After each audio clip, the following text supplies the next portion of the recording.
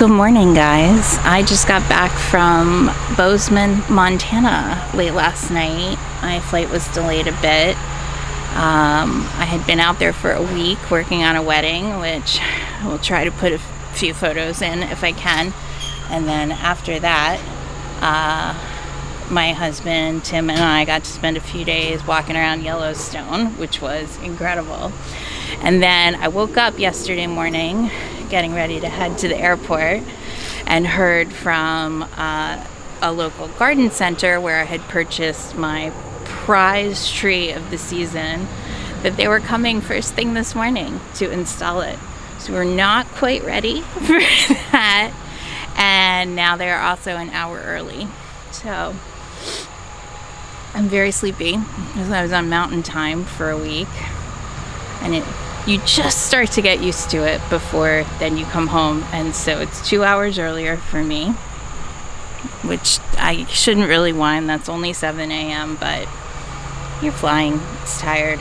So the guys from Rhodes Garden are here to install a 17-foot Bracken's Brown Beauty Southern Magnolia. So let's see what happens.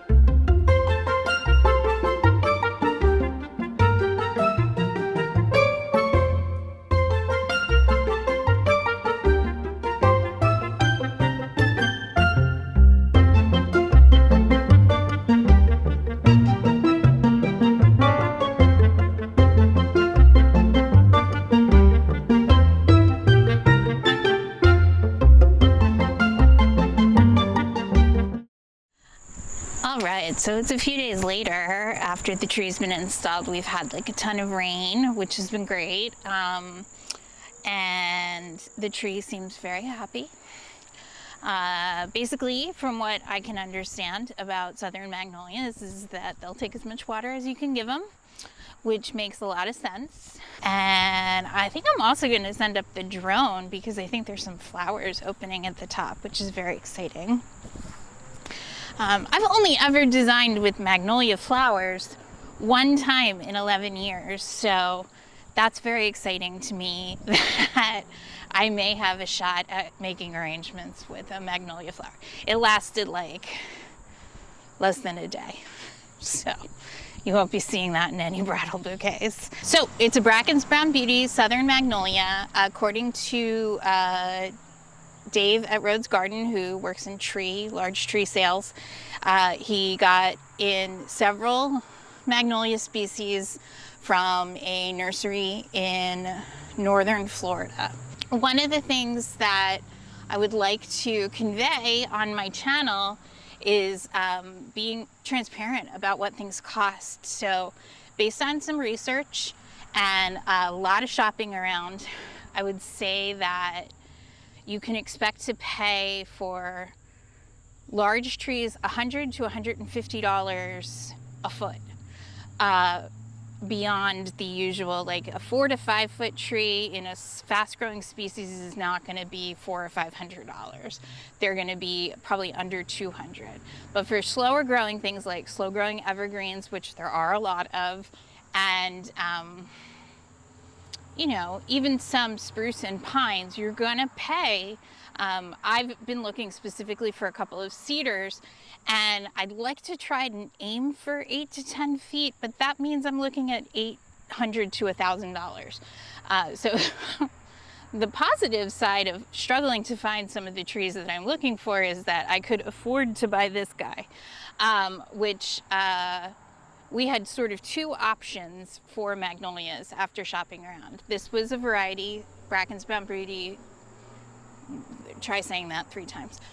Bracken's Brown Beauty was one of the varieties I was really interested in. I want to say Teddy Bear, Edith Bogue, there are a few of them. And it's not that I held out specifically for this. It was more about finding the right tree for the space. If you watched any of the drawing videos, I had a really specific idea for what I wanted for this place in the corner that can support some scale. And so when I shopped around a few months ago, I was finding a lot of things in the 15-gallon, 5 to 7 foot range, and they were about $700 for the species magnolias, the southern magnolias.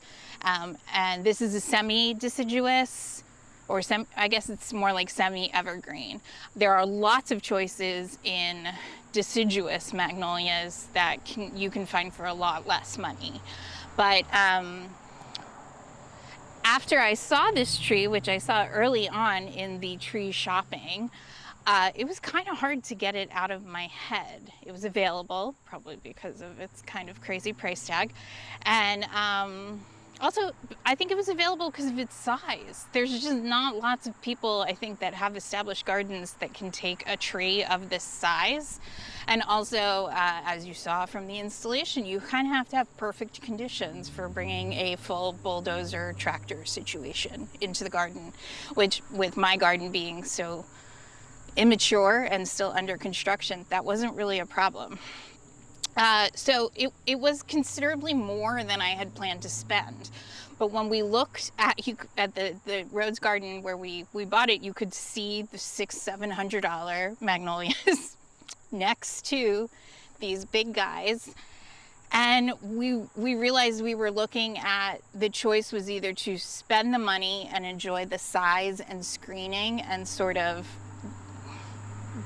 get to enjoy the tree now as we continue finishing all these projects in the garden, or we could wait 5 to 7 years for the less expensive tree to reach this size. And we didn't buy it right away. We definitely thought about it, considered it, looked at the space, looked at other nurseries, looked at other types of trees. We basically exhausted the possibilities.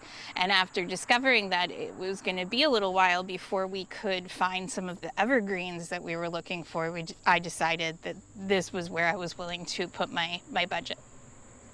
Because I want to enjoy things.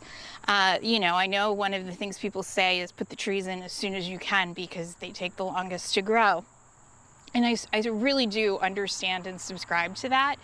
But I'm not willing to put in just whatever I can find. I would rather, I mean, I spent half of COVID without a fence, entertaining my neighbors with my garden makeover my one-woman reality show. It doesn't really bother me if I have to wait for what I want. I guess it's a lifetime of growing up going to flea markets, thrifting, and antiquing. I'm willing to wait to find the exact right thing. And so I'm really glad we got this. It's an amazing tree. We're gonna obviously be watching it carefully. Our zone is zone 7. It will tolerate that if we get, what are they calling them? The polar vortexes, or, you know, a very, very cold winter. There's a few things we can do, which I guess I'll make videos about if we're doing it, but you can put some wilt stop and anti-transparent onto the foliage to help it retain some of its moisture during the really cold spells. And we'll just, you know, care for it. It's the birds already love it, and that was part of the motivation for finding some of these evergreen specimens, is giving the birds places to kind of nest and hang out and hide. I am going to quickly take you guys around because I'm not sure when I'm really trying to have a tour for around Labor Day weekend of everything. But I have gotten a few smaller trees in place while we were waiting for Ms. Magnolia. So let's go take a quick look at those. But I have found my the crepe myrtle that I was looking for. A little smaller than I was wanting, but also perfectly in budget. Bought during a crepe myrtle sale at Primex, another great local nursery. I found 3 of the evergreens on my wish list, which were a Horseman Blue Atlas cedar and a baby blue eyes, a smaller variety of a Colorado blue spruce. And then I got a pendula, a weeping blue spruce. So the 2 spruces were very unhappy with when they were planted, which was at the beginning of July. I have checked, they're getting a lot of water. They seem to be recovering, but they were a little angry. And then a few things that we're still looking for. We're still looking for a couple of cedars. I'm still trying to find an arborvitae called Ember Waves. It's a western red arborvitae, as opposed to many of the common greens. So I don't know if I'm going to be able to find that. So I bought a few small ornamental trees that I'm still figuring out placement. A amber ghost Japanese maple that I saw a mature one somewhere and thought it was great, and I found one pretty affordably priced. Then I bought a tricolor beech because I saw one that I thought looked really great. I'm gonna grow it on in a big tree pot for a little while because it's going into the patio driveway garden area, and unfortunately still haven't found contractors to work on any of that with. And I'm considering doing some of it myself.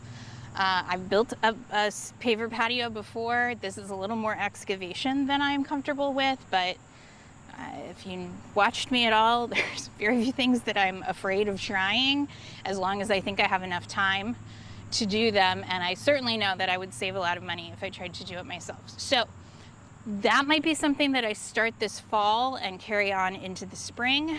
I would love to hire a hardscaping company. They're just either really busy or they just don't call back, which is, let's just presume that that's because they're very busy and they don't need the work. But so that's where we're at with trees. I don't think I'm going to do shrubs today, though I did get some really cool ones, including shrubs that were featured outside of the fence. But a couple of the videos that I'm getting ready to work on, many people have asked for a video where I go through varieties that are in the outside of the fence garden, since I just kind of quickly did an overview of that project. And plus, It's been about a month, and it's kind of amazing how much everything has grown out there. I really am working on getting things cleaned up, planted for a early September garden tour. Thank you guys so much for watching. Like this video, it helps the robots that run these things help other people find the video. Subscribe, hit the bell if you want to be notified when I post, which was probably going to be helpful since as much as I try to have a regular posting schedule, I have like 7 other jobs, so I don't always get to post on the schedule that I set for myself. But yeah, hopefully next week we'll be able to look at some plants in detail in the outside of the fence garden and have a tour coming up. And yeah, but it's just, it's nice to be on the other side of summer and see how everything has grown and see everything kind of taking shape. So I look forward to weeding, mulching, getting some things cleaned up so we can go around and have a real tour. So thank you guys again for watching. I'll see you soon.